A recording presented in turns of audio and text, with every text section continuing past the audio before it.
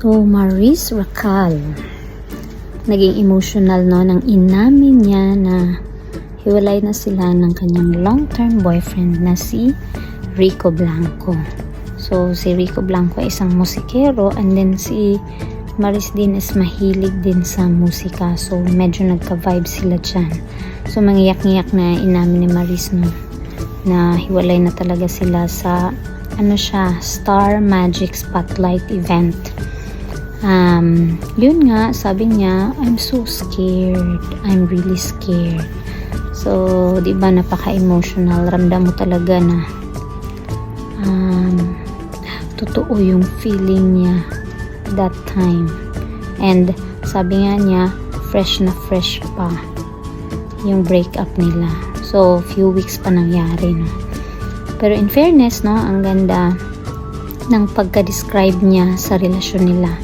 So, sabi niya, our universe is so beautiful. So, it was full of love, laughter, music, and everything. So, makikita naman natin sa mga vlog ni Maris, no, na masaya talaga sila pag magkasama.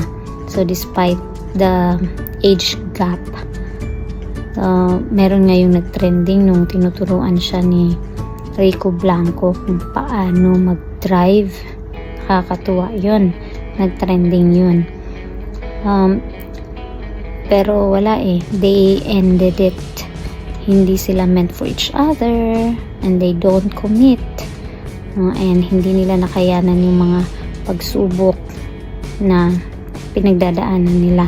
So kung sila man talaga, then God will have His way between them para magtagpo ulit at magkabalikan. So if I were to ask, siguro nasa point din si Maris na she's weighing things between her relationship and career.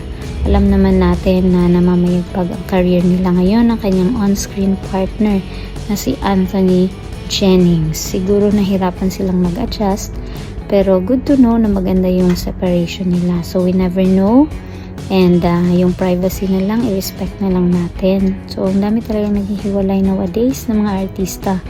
Kaya sabi ng ibang netizen, mas maganda na non-showbiz talaga yung magiging karelasyon mo.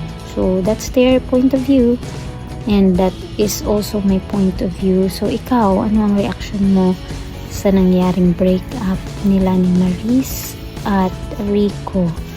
So comment your thoughts. So don't forget to subscribe to my channel for more reaction video like this.